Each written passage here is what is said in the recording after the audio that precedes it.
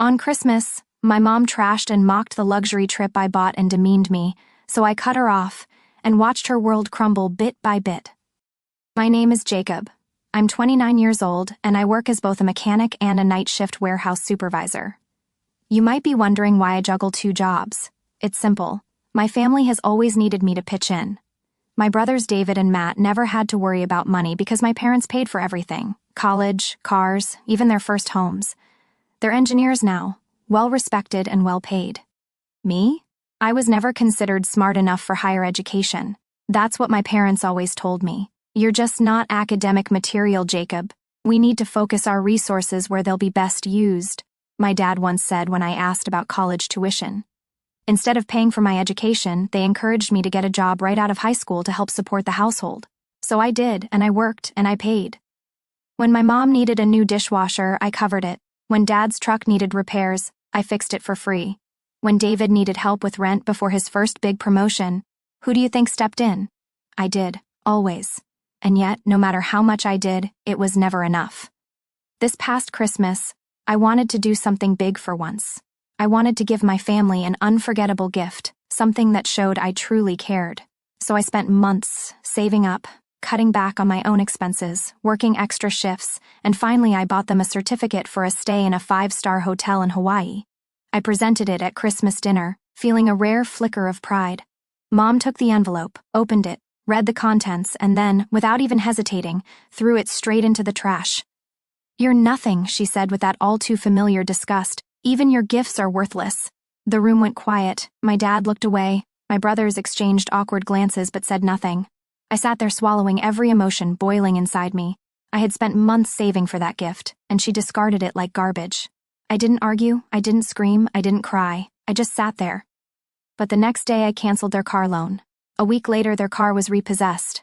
A week after Christmas I got the text from my mom, "Jacob, the car is missing. Call the bank and fix this now."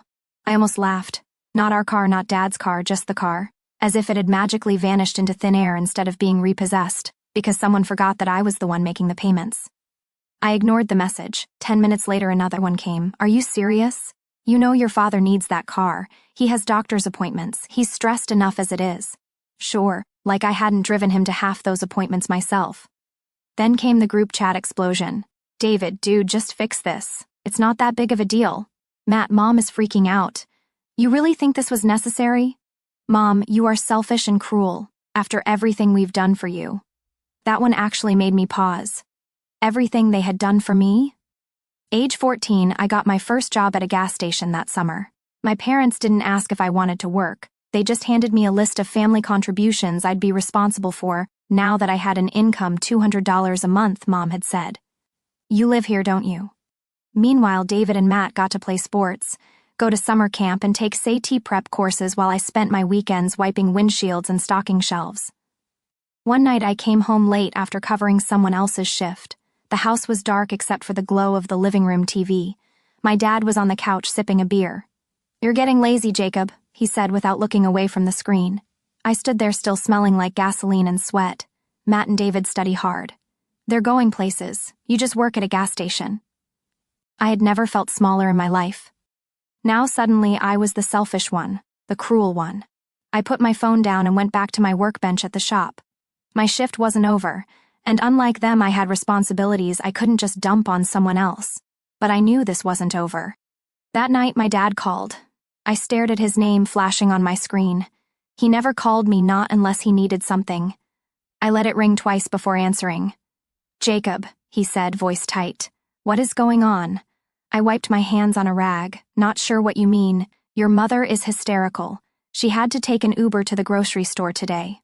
Do you know how embarrassing that was for her?" I almost laughed. She could have used my old truck. "Oh wait, you told me to sell it to help cover Matt's tuition, remember?" "Don't start with that," he snapped. "Why did you stop the payments?" I took a slow breath. "Because it wasn't my car, and because I'm done being used." Silence. Then, quieter, "You know, we always expected better from you." A part of me wanted to snap, to yell, to finally tell him exactly what I thought about the way they had treated me my entire life. But I didn't. I just smiled to myself and said, "Yeah, well, I expected better from you too," and then I hung up. After my dad's call, there was silence. No messages, no fake apologies, nothing.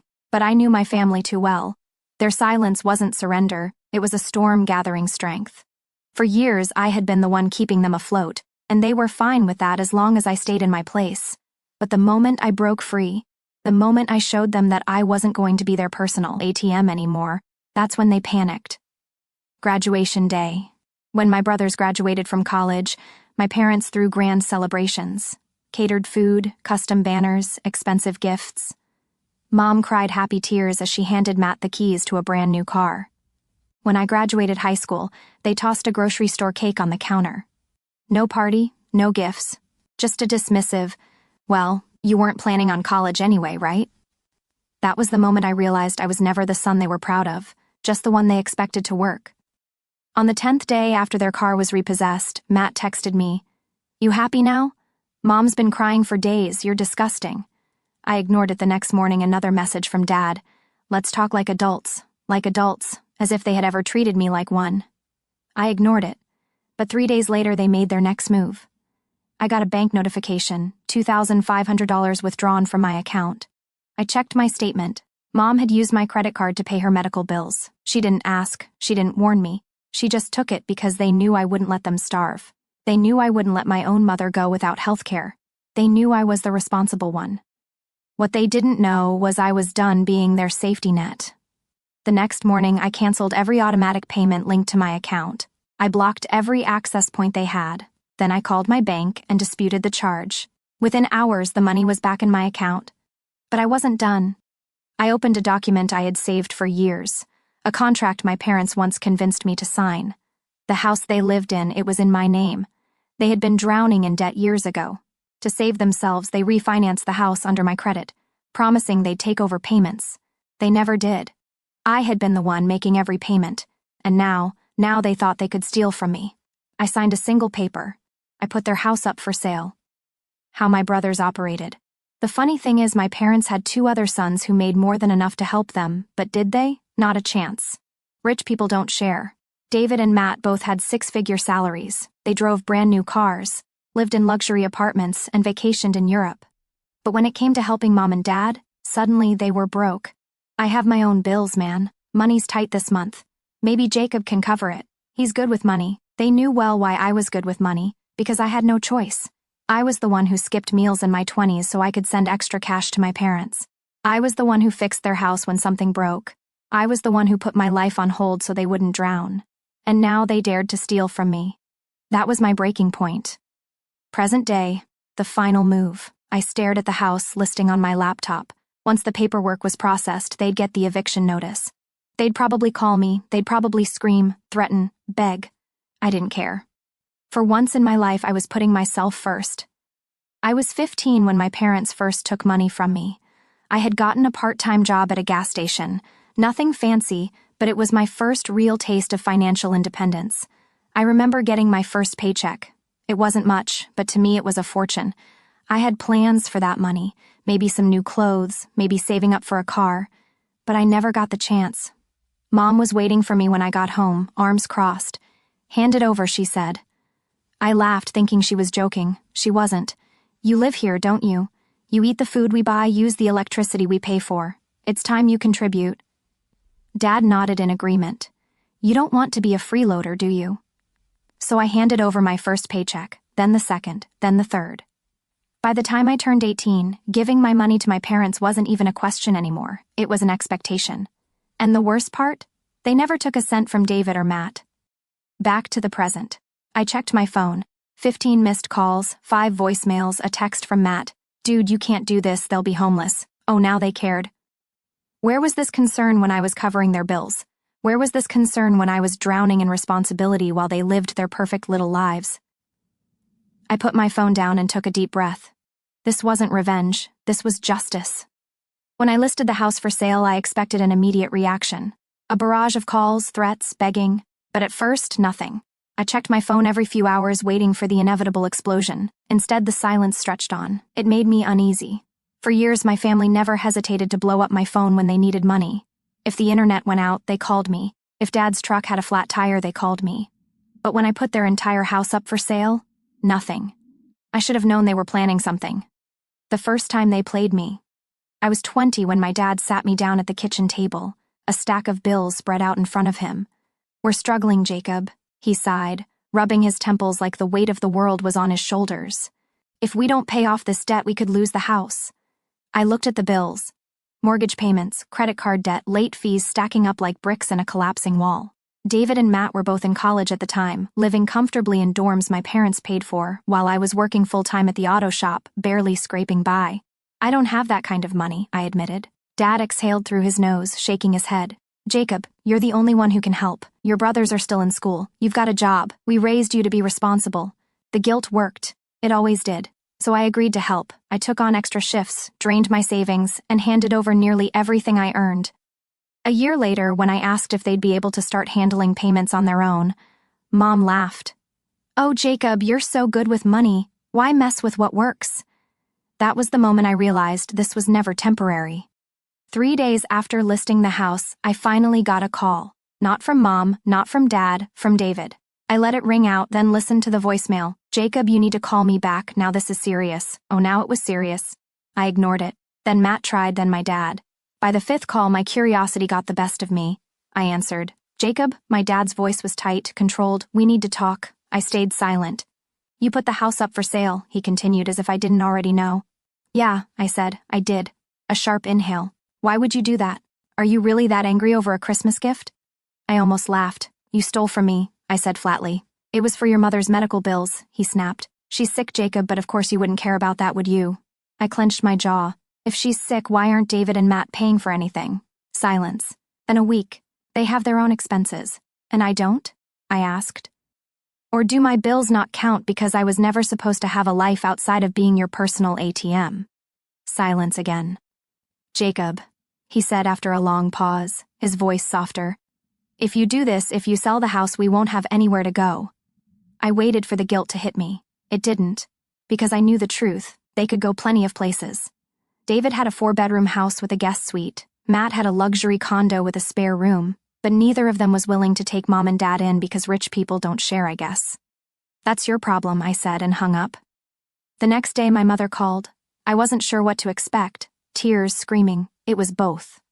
"You ungrateful little brat," she shrieked. "How could you do this to us after everything we've done for you?" I put her on speaker and went back to fixing a carburetor. "You stole from me," I reminded her. "You owe us," she shot back. "We raised you, we fed you, you think that was free?" I wiped the grease from my hands, sighing. "Mom, did you ever make David or Matt pay rent?" She hesitated. "Did they ever have to cover the bills?" I pressed. Another pause. "You were always the responsible one," she finally said, her voice losing steam. "We knew we could count on you." "Yeah," I muttered. "You could." I hung up. The house sold within 2 weeks. Market was hot. Got an offer above asking price. I didn't tell them. I let them find out the hard way when the eviction notice arrived. That was when they really lost it. David showed up at my job furious. "You're actually letting them get kicked out," he demanded. "What is wrong with you? I kept working." "You've got room at your place," he scoffed. "I'm not letting them move in with me." "That's exactly the point," I said, finally looking up. "You make 6 figures and can't be bothered to help, but you expect me to go broke, keeping them comfortable." He didn't have an answer for that, so he left. The aftermath. Mom and Dad ended up moving into a small rental. Nothing fancy, nothing they were used to. Matt and David helped with some of the rent, but not all of it because rich people don't share. I heard through the grapevine that they were miserable, complaining about the neighborhood, complaining about the tiny space, complaining that I had betrayed them. But for the first time in my life, I didn't care. I was free. 6 months had passed since I sold the house. 6 months of freedom. I no longer checked my phone expecting demands for money. I no longer woke up to overdraft notifications because someone borrowed from me without asking. For the first time in my life, I was living for myself. And my family? They were suffering. Not in the way you might think. They weren't homeless, they weren't starving, but they were uncomfortable. And for people like them, that was worse than any real hardship. They had to budget for the first time in their lives. Mom had to get a part-time job. Dad had to sell his truck and drive an old beater. And David and Matt, they had to face a reality they had never prepared for, one where I wasn't there to take responsibility for them. The last family dinner before I cut ties completely, I decided to give them one last chance. It was Mother's Day, and as expected, Matt and David made reservations at an upscale restaurant, The kind of place where a steak costs more than I used to make in a day. They invited me, not because they missed me, but because they needed someone to split the check. I almost declined, but then I had an idea. I showed up 10 minutes late, not by accident, on purpose. Mom looked thrilled when I walked in, not because she was happy to see me, but because for a moment, she thought I had come crawling back. "Jacob," she gasped, pressing a hand to her chest like she was seeing me for the first time in years. "I knew you wouldn't abandon your family forever."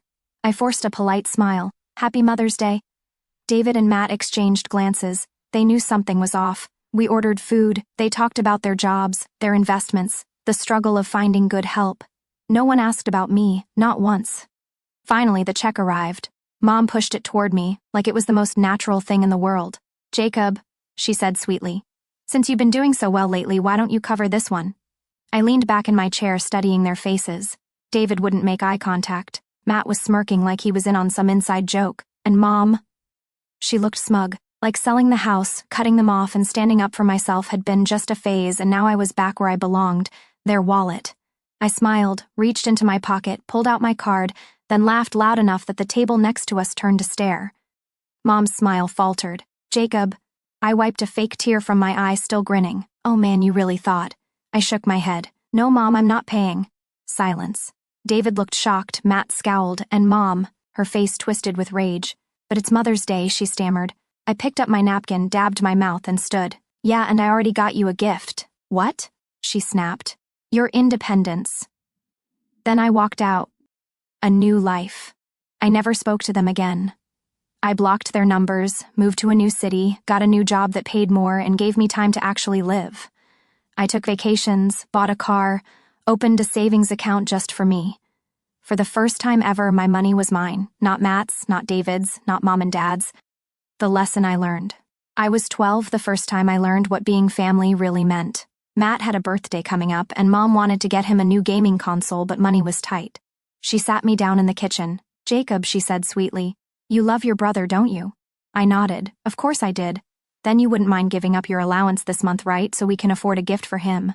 I hesitated. "But what about my birthday?" Mom laughed like it was the funniest thing she'd ever heard.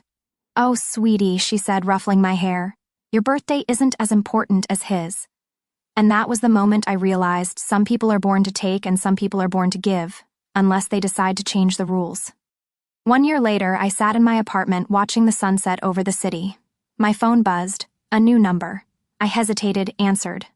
"Jacob?" It was Matt. I said nothing. He sighed. "Mom's been asking about you." I raised an eyebrow. "Mom or her bank account?" A long pause. I chuckled. "Yeah, that's what I thought." "Come on, man," he tried again. "It's been a year, family is family." I thought about that for a second, then I smiled. "Not mine." I hung up, and for the first time in my life, I felt free. 2 weeks later, I got an email from my bank.